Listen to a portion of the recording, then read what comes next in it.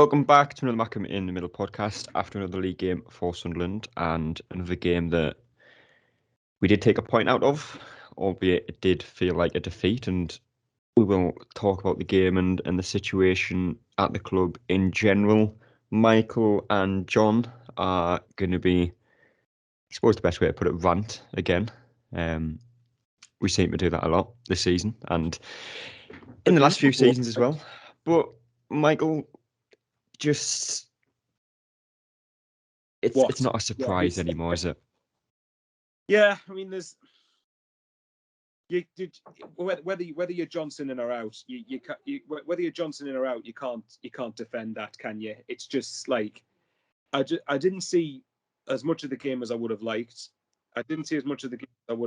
But in saying that, you go when you go 1-0 up against a team that's in the relegation zone, that's threatened obviously with relegation, and they're down to 10 men as well.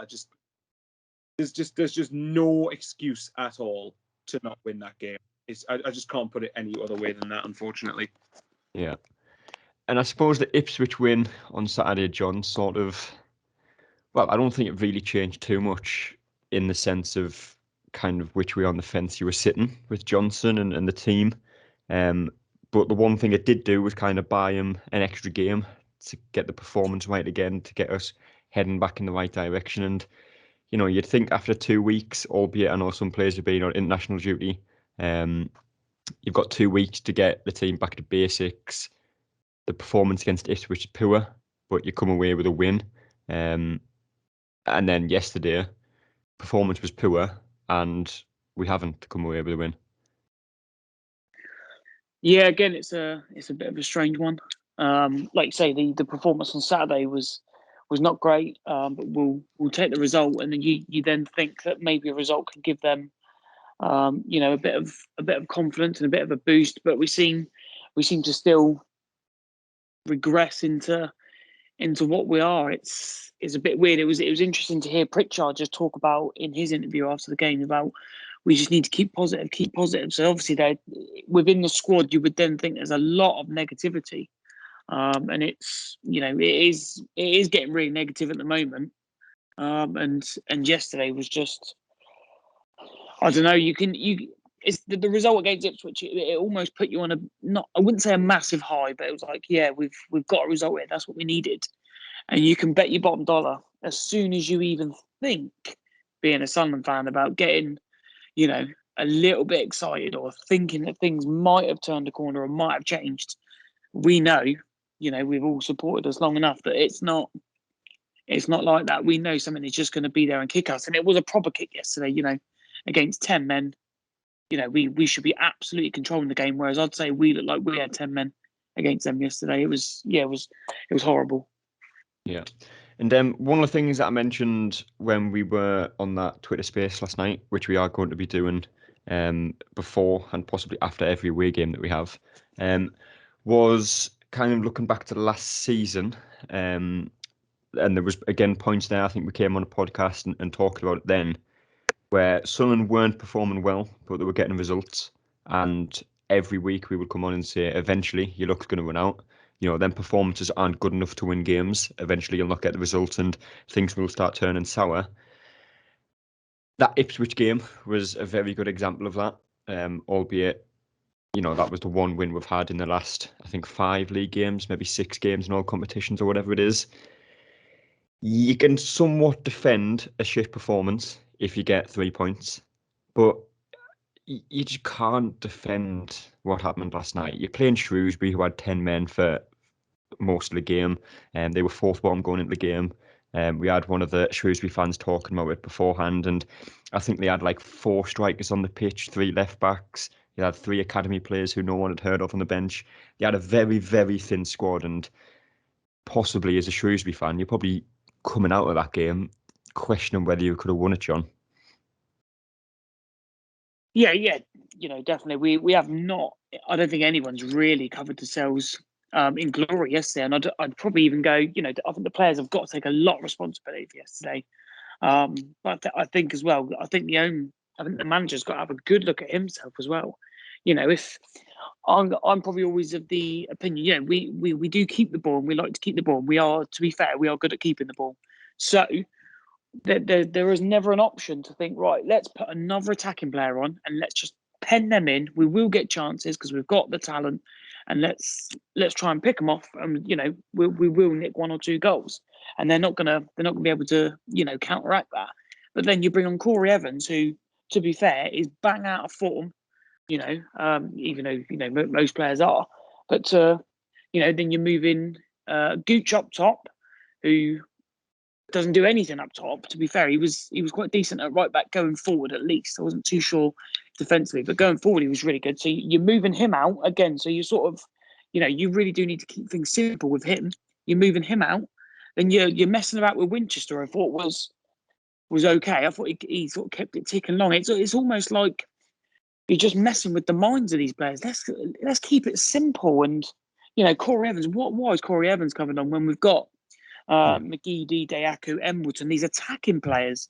Why? I know obviously the first two obviously came on, a bit later on. But why are we not going? Why are we not believing in ourselves and taking that? If he'd have brought those on and then we could have got a draw, but he's gone proper attacking and we just got caught out. I think some of us would have a go, but I think most of us would accept that. But to not have a go and try and keep it, we saw how it went. The amount of attacks that they were on top. We couldn't keep the ball, and like I said, it looked like we had, we were down to 10 men, and I think it's poor right the way through the squad, and that goes on to the manager as well, I think.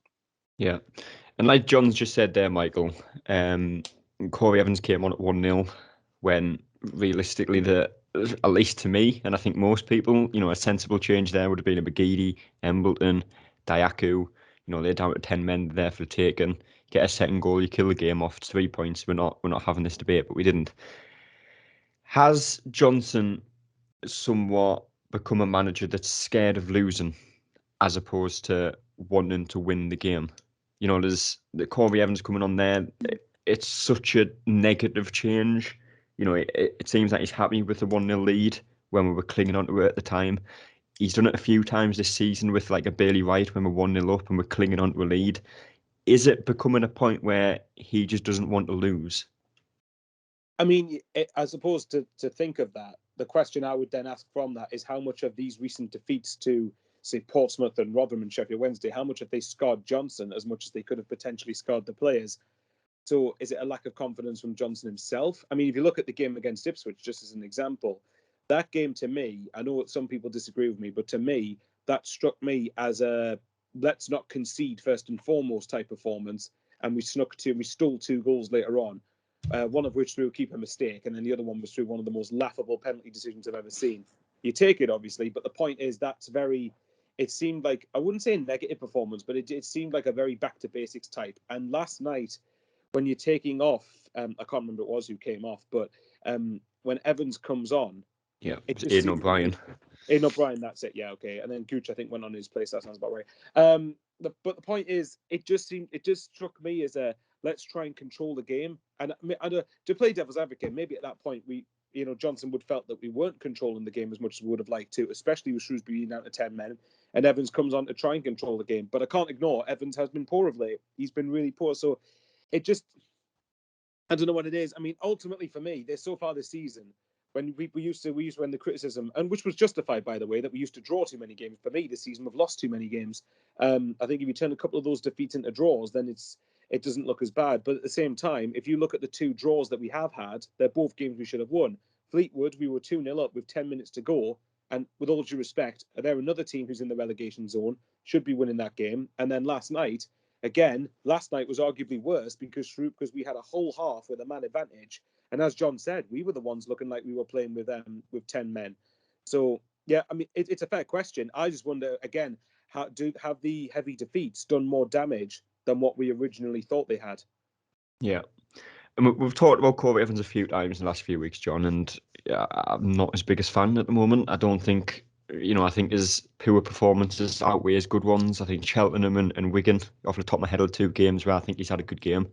Sheffield was shocking, Rotherham was shocking, and then these last 2 games just hasn't impressed me at all. Had you said this a few months ago, you'd probably be shut down and blocked on every platform. Do we miss a Max Power in midfield? If Max Power's in this team, does Corey Evans get in ahead of him? Is Corey Evans any better than what Max Power was for us? I don't think he's any better. You're looking for an upgrade. I think he was, he did the leadership thing.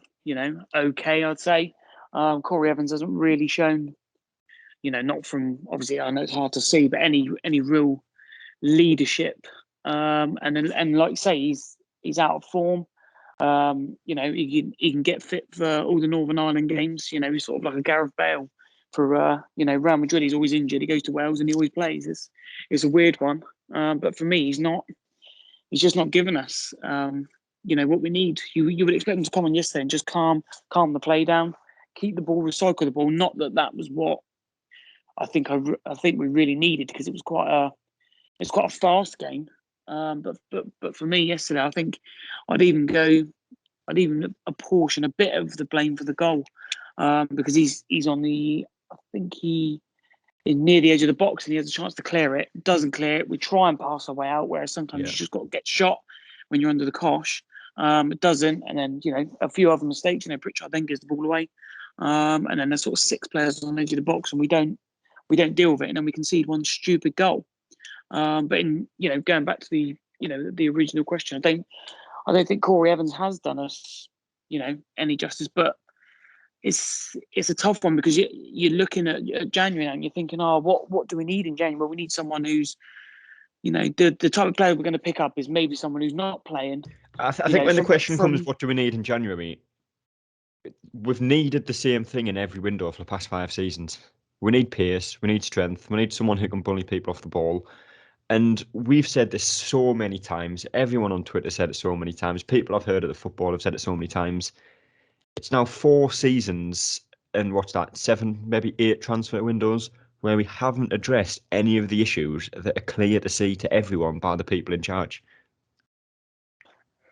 Yeah, I know what you mean. I think it's glaringly obvious now, and I think we maybe in years gone by haven't had a team in place to identify that, and maybe we're a little bit, everyone's happy with the business, but it has shown now we've been a little bit short-sighted in that aspect of, we need. I thought there was a guy who played for them yesterday. I can't remember his name, but he was massive, but he was just an absolute bully. He wasn't the best technically. I think someone like him alongside Dan Neal is probably perfect for us, just breaking up the play, driving runs, and just give the ball off. And it looked all right to me. And that maybe is the sort of thing we need. We don't need Corey Evans isn't going to do that, I don't think. And maybe we've seen a few, flashes of good performances, but it's a bit like Pritchard. You're expecting a lot, and you don't really get it for some reason. We haven't really had any players come in and absolutely flourish who are banging form, who have been playing for their team. It just doesn't happen at Sunderland for some reason. But January's, a bit off topic, but January coming round, we need some. It looks now like we need some serious work doing. Whereas you'd have said 4 or 5 weeks ago before the Portsmouth game, we probably would have only needed maybe one player just to maybe freshen it up. Whereas now we're looking and thinking, Christ, we need, we do need quite a lot of work at the moment. Yeah. Just to put in there, with what John's just said there, do either of you two think then that the strategy for the next 5 weeks is stay in touch till January, hopefully address things, and then click from there? And I know that sounds quite defeatist, because we really shouldn't be having to do that, but that's what I think it's starting to feel like to me. It feels like, okay, we've got so many players out of position, we've got so many players injured, let's just stay in touch till Christmas and then see where we go from there. Yeah, because you've got some big games coming up as well, though, don't you? I think we've got Plymouth coming up. You've got Cambridge on Saturday, which I think they were 2-0 up against Wigan last night and finished 2-2. So you've got some big games. And like Kyle said last night, we are still 6th. 2 games in hand on some of the teams above us, 1 game in hand on some of them. We're not, the season's not a write-off. No matter how you try and put it, I think we're 5 points from top. With 2 games in hand, which again, it's a big if. Having the games in hand, do you win them? Do you not? If you do, you're in a good position. If you don't, then you're back to square one. But one of those games in hand is going to be weekend after next against Oxford, so we'll wait and find out. Yeah, but the other question that I've mentioned to a few people, John, is, there's going to be some people who think Johnson should stay. That's a hard one to say, that. And there's going to be some that think he should go. And I can totally see the argument for both sides. But the question is, at what point does the risk of keeping him outweigh the possibility of him turning this around? At what point do you draw the line and think, right, well, now we need to make a change? Is it a defeat on Saturday? If we win on Saturday and lose the next game, is that when you change it? Or, when does the risk become overwhelming? Yes, that's quite the conundrum. I think personally for me, I think maybe he gets till sort of mid December, and then I think it's not. I don't think it's necessarily then about. Obviously, results do matter. Don't get me wrong, but if we start to fall out of there and the performances are not, are not showing us that we have turned a bit of a corner. Because last night, I think first half yesterday, I think we were okay, and second half we sort of just fell off a cliff. But if we can get a result on Saturday whilst playing well, because I think performances do. Don't get me wrong, the Ipswich game, you've got to take into context. Okay, like Michael said, we stayed in the game, and I think it was very much a back to basics. Let them do their thing. They didn't stay in the game long enough that if you get your chance, you're going to win. That's okay now and again, but I think for a team who are going to win the league, which is, the ambition and should be, I think you have got to see performances, because we're not going to be able to, as we call it, shithouse our way all the way to the top league. Because I don't think we're that type of team. I want to see us going back to and playing, when Broadhead was running the show, just before he got injured, which was a shame. And that type of football that, going up against most teams toe to toe, that we would turn them over. But that hasn't happened. We've been smashed off teams. We haven't learned. Johnson's coming out with all sorts of, stupid things. Whereas I think it maybe once or twice, if he just came out and just said we weren't good enough it wasn't good enough from the players. It wasn't good enough for myself. We need to strive to be better because this ultimately isn't good enough. I think that would wake a few people up, as opposed to saying, you've got to respect the point. No, I don't respect the point against 10 men against a team in the bottom four. That's the point.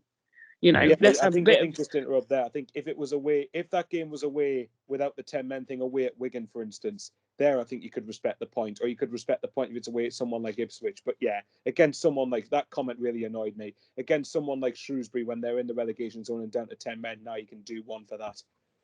Yeah, and I think I'm not sure the best way to put it, but you can say give Johnson till mid-December and see where we are, but we could still be in a good position come mid-December, even if we continue this run, depending on the results around us. I think you've got to look at, just Sunderland's performances, just Sunderland's results, and say, I don't know how many games we've got between now and then, but, let's say you need to pick up 15 out of 20 points or something out of the next so many games. And I think that's the way you've got to kind of look at it and think, if Johnson doesn't get that, or if Sunderland don't get that, that's where you possibly draw the line of a risk. Because, like I say, Plymouth might not win another game till January. Sunderland might not do the same thing, but you're in the same position, but you haven't shown improvement. Is that realistically a fair way of putting it, Michael? Is that kind of a point aim between now and then? If you don't get it, then time's up? Well, as everyone knows by now, I tend to, when I look at certain fixtures and I look at every month, I try to look at, right, by the end of that month, I want to be on this points tally. So now, say we win on Saturday against Cambridge, the most we'll be on is 35 points, which really, by the end of October, I want it to be above 30. And we're barely just above 30 near the end of November. But I do agree what your point, though, is that at what point do you think, it's as you put it yourself before, what's the risk of keeping him outweigh the risk of him turning it around? I think that's an excellent way of putting it. Myself, I've said that for me, the points, I've said it, and I think I said it in the Twitter chat. For me, the points tally at the end of December, so after the Sheff Wed game, we should be at least somewhat close to 50 points. For me to say, okay, there's something that could be done there. I like Lee Johnson. I like a lot of the things that he tried to do since the summer. And I think some of the guys on the Twitter space said last night, I'm barely just about trying to keep him in. But unfortunately for him, if there was, as you said, if the performances don't and results as well, if they do not significantly improve in the next couple of weeks, and I'm talking back to the standard they were in the first 10 or so games of the season, take out Portsmouth, unfortunately, he's going to be at risk of losing his job. And a lot of that comes from desperation that we can't afford to be stuck in this league another season. And we've said this the last 3 times, but still, like, it's frustration. I mean, I don't think anybody can have a go at us for saying, oh, well, we don't want to be stuck in this league another season. Of course we fucking don't. Sorry for my language, but I don't care. I'm tired of this whole, the expectations thing. But as you said, though, there comes a point where if it doesn't look like it's going to turn around, unfortunately, Johnson is going to have to pay for that with his job if we're serious about going up. Yeah. And John, last just touched on that as well. It still really frustrates me that we can still, and we've done it since we've been down there. Oh, we're still in touch. We're still in touch. In fairness, it hasn't always been us who have put ourselves there. It's more, all right, we've done our own job relatively okay, but it's because of how poor the league has been. Sort of Plymouth getting smashed last night by Wickham. That's the only reason that we are still in and around is because of other people's poorness, not because of our goodness. It would be nice for once for us to be. I don't even look at the table now because I don't think there's any point because we're so. We really do need to focus on ourselves. It's not about any. If you can do your own job, we don't even need to look at the table. But the only reason for me that all right, we had a very, very good start. We know that. But the only reason for me we're still in there is because the other teams are of a poor level in consistency. And that's, we've done that since we've been down there. We keep talking about games in hand. I don't think these players necessarily can handle the pressure of those extra technically those extra games that, if you don't win that, then, you're level and then you're going to be 6th and you're going to be 7th and you won't be able to play that catch up. Just see what I mean? There's always that we have to, rely elsewhere, and we shouldn't have to do that. It should be about us doing our job. And the reason we are still in there is because of other people's, poor form or poor results. And that is what the league is. But you've got to rise above that if you want to get out of this league. It's just a bit of consistency. Yeah, and just looking at some of the games that we've got coming up, obviously Cambridge Saturday in the league anyway. Cambridge Saturday, we've got Oxford, Morecambe, Plymouth, and Ipswich, and that's kind of the mid-December that John alluded to earlier. So that's 5 games to be played between now and then. One of them is Plymouth, one of them's Ipswich, 2 teams that you'd expect to be up there at the end of the season. 15 points up for grabs, John, between now and then. What is the minimum return from something like that? Is it like 12 points? Yeah, it has to be. And does it get to a point? Does it get to a point then if come 19th of December, which is obviously the day after Ipswich, if you've got say 10 or less points, is that where you possibly draw the line of saying, right, well, he's had a chance to get us back to where we should be, and he's failed? Yeah, for me definitely. And I think you could probably look at maybe slightly a different way that if we'd have won last night and we win Saturday, you could maybe then forgive a draw at Ipswich or a home draw to Plymouth. Not that I'm saying we should, but you could. But you're putting yourself in the pressure, don't you? That's what you mean. Yeah, exactly. Yeah, so you're going into those games where you're thinking, well, you have to win. The Ipswich game, we had to win that. If we hadn't won that, it would have been. I think there's some serious decisions that have had to be made. Not winning a home game, regardless of who the opposition is. But now you've got, I've seen a few people saying, "Oh, Cambridge won't be." I'd still expect us, not being cocky or big-headed, I'd still expect us to go to Cambridge and pick up 3 points. But like I say, that's arrogant. You're not allowed that anymore. Remember? Yeah, I'd call it ambition, which is exactly what we should have. But then you don't, then like I say, if we don't slip up on those stupid games like last night, then when you do go into these games, and I'd still expect us to not play like we did against Ipswich, but sort of maybe go toe to toe and have a bit more of the play. Then we, I could probably take it. I could take a draw, here or there, or the odd, when we lose to Charlton, that's going to happen. But if you keep doing these stupid things like last night, When it was clearly there for the taking, when the man was sent off, even I'll admit it, I put my guard down maybe and thought, well, we've won this. We'd probably be 3-4-0 easily. Yeah. And that's as soon as you even think that. I'm not saying the players did, but as soon as you even think that, you are banging trouble. But I think it has to be a mid-December thing because I know the structure in place with transfers and stuff is not necessarily going to be who Johnson wants. It's going to be who the sort of transfer committee want for those positions. I don't think that we wouldn't want Johnson in that, getting in his players if we are on an absolute downturn. I think that whoever we are lining up should be, I would have hoped, would be lined up in the next sort of 2 weeks so that they are ready to go.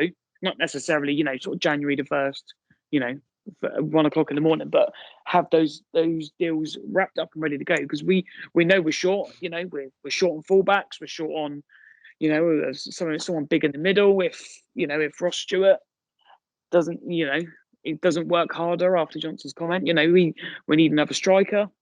Do you know what I mean? I'm not sure I'd have him sort of anywhere near those things because it's still a gamble. If we stumble into there and we're still okay and in it, but not necessarily playing well, I don't really see it getting any better.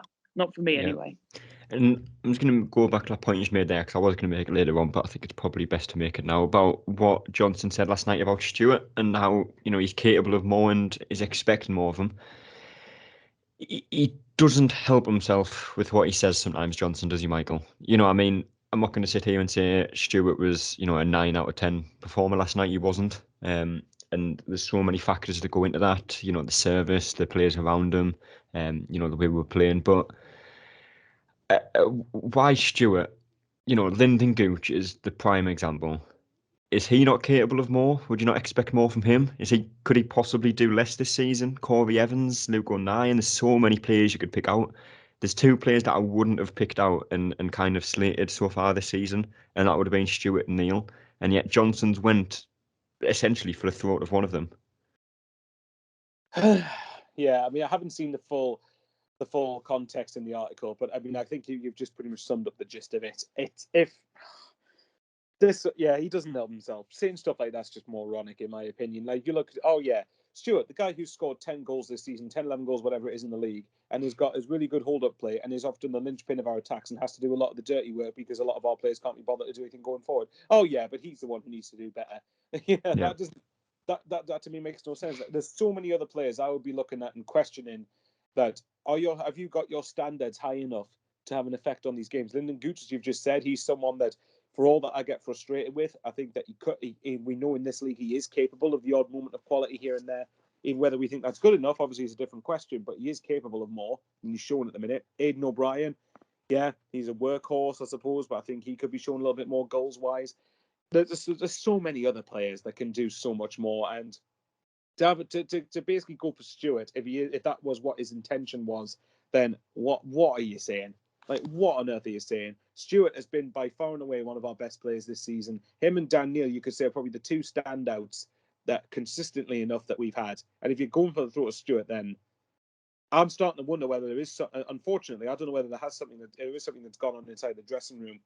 And I'll tell you what, there'll be things will go on behind the dressing room with comments like that keep getting made. Yeah. And the one question that I put to Michael and multiple other people yesterday, last night, is if Johnson goes, again, the big question is who comes in and why would you bring them in? There was a Leeds fan who messaged us after we did the space yesterday, and one of the names that he mentioned was, of course, Nuno, who's just been sacked from Tottenham. I don't think that's a very realistic appointment. No, but it's not.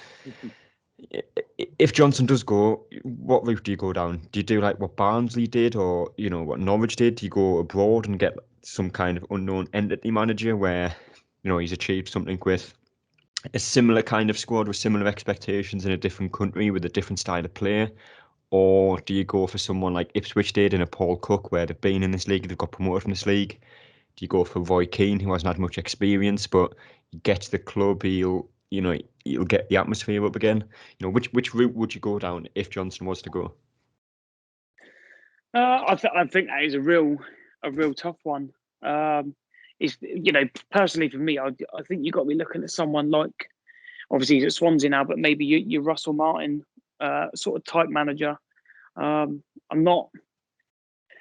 Don't get me wrong. I love Roy Keane, but I'm not sure he's the type of guy. Johnson's talking about. The players can't handle some of the pressure from the fans. They're not going to play for Roy Keane, are they? Let's be honest. With those pressures, I think it needs to be someone. Maybe it's very easy to say this, but sort of a middle of the range of maybe someone between Russell Martin and maybe a Paul Cook, maybe someone who has been there and done it, sort of maybe on the up and up, maybe. But even then, I genuinely couldn't even really pluck a name for you. I don't think we're at the stage where we could go to a championship and sort of pay some compensation and get someone to drop. I don't think. As much as I think we're a big club, I just don't think we've got that clout at the moment, and I genuinely wouldn't have a name for you. Everyone else, maybe, we've gone down the route of managers, your Graysons and your Parkinsons, and it's, did they really get the place and maybe the ambition and to puff the chest out? But again, are we being too? I don't think we are, but are we being too ambitious in that aspect? That we're going to get a manager who thinks he's as big or bigger than us, if in terms of stature, if you know what I mean. If you see sort of, I don't know, the Plymouth manager, I can't remember what his name is, but apparently working wonders. If we went for, if we went for him. Would we just turn out to be, another Parkinson, or you've got to respect the point at Gillingham, and just stupid comments like that, and you think, it really is a $1 million question. I genuinely don't have the answers, but it's got to be. I think with the model we've got, it's got to be someone quite fresh. I'm not quite sure on all the certain management speak. I think sometimes Johnson could just, while he's still got his job. For the time being, it's just maybe just keep it simple, because we don't need to overcomplicate things. Football's not really that complicated, and we shouldn't overcomplicate it. It is when some are concerned, yeah, but it shouldn't be. Do you know what I mean? Like yesterday, no, I agree. For example, do you know what I mean? You take off Aidan O'Brien, who was absolutely pointless yesterday. You don't play him for like 2 or 3 games, and then you bring him in, and what a waste of time. So then you bring Corey Evans on. You then have to push Gooch, who was having an okay game at right back. I thought he was quite an attacking threat. You push him up. You move Winchester, and it's like, what are we doing? Those players must think, what? Because Gooch was playing okay. I thought Winchester was playing okay. All right, we needed to freshen up. I thought we needed to freshen up the forward play. Take Aidan O'Brien off, bring Embleton on. Embleton can find those pockets, and keep the balls well. He's very good on the ball. A lot younger, a lot fitter. He's got something to prove. We know that because at the moment he is in a terrible run of form.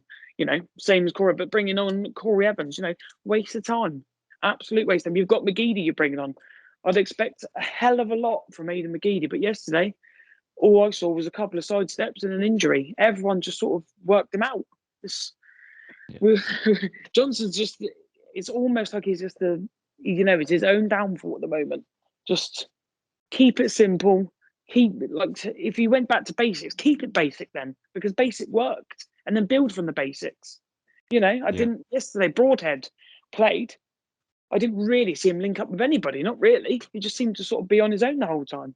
And then obviously you were talking before about Stewart needs to work harder. I don't know if that was maybe just taken out of context a bit, but yesterday I thought Stewart wasn't really in the right places where all the crosses were going. Not that he didn't work his arse off, because I think he did. But you can't But again, I think one thing that I said yesterday is, and I would agree that he hasn't been getting in the places, but Is that because he is literally having to do the job of everyone else around him? You know, he's having to do Embleton's Having to job when he's on the compete for the pitch and ball dropping most deep of to the get the time. ball. He's having to run the wings because there's no one else getting further enough forward. It's, you know, is that the reason why he's not, you know, getting in the right positions, getting in the 6-yard box for the crosses? Because he's literally having to do the job of the attackers who should be giving him the service? He shouldn't have to be. You know, there should be, if he's pulling out wide, which I don't think he should be, but when he does, you know, there should be plenty of people to make their way into the box, because we know eventually the ball's coming in. We are a little bit at the moment death by crosses. Yeah. But you know, they were coming into the front post, and Stewart was at the back post. They were coming to the back post, and Stewart was at the front post. It was almost like it just wasn't working. And he's talking about, you know, he started moaning about the width.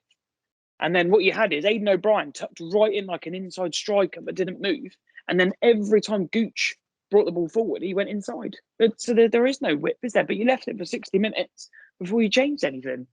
You know, Yeah. if you want the width, you have to have width both sides, and you stretch them. And that's how you stretch a team who have got 10 men. Again, it's, you know, I'm not a coach and I'm not a manager, but it's quite easy to see. Another thing, I don't see why, like I said, we don't have, you know, one of the youngsters who's scoring for the under-23s regularly. Why is he not on the bench? And as soon as that man gets sent off, give it 10 minutes, and then you take someone else off and you put them up front and play with two, and then they've got two to think about. Ross Stewart's going wide all the time, and your centre backs are having an easy day of it. It's so frustrating. It really is. Like, we've massively overcomplicated. Like, I wouldn't have said Broadhead was alongside Stewart yesterday. They're just, I don't even think remember with them the subs passing as to each other. well, if you do put an extra tackle on, if you take O'Brien off and put, you know, a Harris on, obviously he wasn't on the bench, or a McGeady or an Embleton, that forces Shrewsbury further back as well. Otherwise, you know, it could have been 2-3, 4-0. But bringing on Evans means Shrewsbury could come at us more, and you could definitely see that in the way they started to play after that substitution. Yeah, and you didn't need it because you got Dan Neil playing in the middle, which is fine. At Winchester, you could have then put a back three, because they weren't testing us out wide then. A back three of Doyle, Wright, and maybe 09. Just sit in, and then you can play a lot forward. It didn't happen. You know, they put us on the back foot, and we looked like we had, you know, 10 men, and it was just, we got totally overrun. They score, they've got something to protect, and we can't break it down. That's, you know, that's how the game went. Yeah. We'll look briefly at the game, Michael. There wasn't too much to talk about. I suppose there's 3 talking points. First one, Pritchard's goal. Quick taking free kick from 09, I think it was. Good finish, and realistically, the only positive I would say from the game yesterday, Pritchard, you know, we've seen what he's capable of. Well, we know what he's capable of, and I think that's probably the first time he's kind of showcased that. Yeah, agreed. I think also as well, Pritchard got a couple of assists this season, and for him to get on the score sheet, I think hopefully do his the dreaded C word, confidence. Hopefully that will do that the world of good. Yeah. And the second talking point, John, half time, the red card, which we've alluded to a few times. I don't really think you can have too many questions over that one. Nah, it looked a bit of a naughty one. I think it's just, I think nowadays you get, I think not the tackle. I think he might actually touch the ball, but the second one, like sort of his leg sort of wrapped around, and that's obviously classed as dangerous play. So you can't really have any complaints. Don't give the referee a decision to make. Yeah, and I mean, I think that even I know there was Shrewsbury fans on Twitter were saying it's a red card. There was some trying to say it wasn't, but for me, I think it definitely was. And then the equaliser, which came in the second half, Michael. And again, it wasn't a cross into the box that it came from, but it was a ball into the box from a long throw, and we didn't really deal with. Cleared it, didn't clear it far enough, and then it's a wonder strike, according to Lee Johnson, which I'm not sure how much of a overreaction that one is. I think it was it was defendable, and we just didn't deal with it again. Well, yeah, you know, it's stuff like that. Even if you don't go forward in the game, and it's hard to it's hard to be switched on mentally for the whole second half. But that's why clean sheets are vital. If you keep a clean sheet, look at the games that we've dropped points in this season. You turn them into wins. Yeah. But obviously it did finish 1-1, and it didn't really change much in the grand scheme of things for Sunderland in the league table. But Saturday, Cambridge, John, what do you change going into the game? Do you get McGeady back into the team? Do you give Diaku a start, who didn't really do much when he came on as a sub by that one memorable free kick that he took? Or, again, do you just rely with the players that you're using at the moment and hope to turn it around? I would assume that McGeady's probably injured. so probably won't play that game. Not that he starts many games. Because our wide players are not really doing the business, I think, especially on the right-hand side anyway, I'd probably give Diaku maybe a confidence boost in saying that you're going to play for the next couple of games. You need to play out wide. I expect you to go at your man every single time because he has got the ability, he just maybe needs a bit of confidence, a bit of maybe a sort of kick up the bum a little bit. But I thought Pritchard, the other side, before he went off, was decent. So I think if you've got that balance, because Pritchard didn't really tuck in. So if you can have him on the left and then you've got the other side in Diaku, and maybe I'd like to see Broadhead and Ross Stewart maybe a little bit closer and just maybe be like the top of the tip of the sword, if you know what I mean, and stay central. We don't need Ross Stewart going out wide, holding the ball up, and because when you're whipping it in, you haven't got the people in there. We need Ross Stewart in the middle. I think the defence, to be fair, I think did all right. I'd probably keep Gooch at right back because he's not really a threat on the right wing. But I think he is good at going forward and he works hard. And I think Winchester and Dan New in the middle are probably okay. Apart from that, we've got a lot of injuries.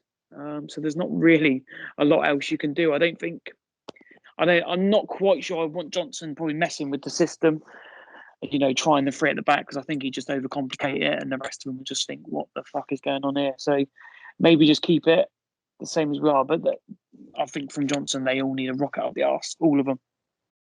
Yeah. For the game, Michael, what are you going to go with for a score prediction? Depends on the how much responsibility the players take. Cambridge drew with Wigan, didn't they? But I think if I'm right, they were 2-0 up. 2-2, yeah. Yeah. I'll say 2-1 Sunderland to be positive, but I mean Johnson's going to get even more scrutiny and pressure if we don't win the game.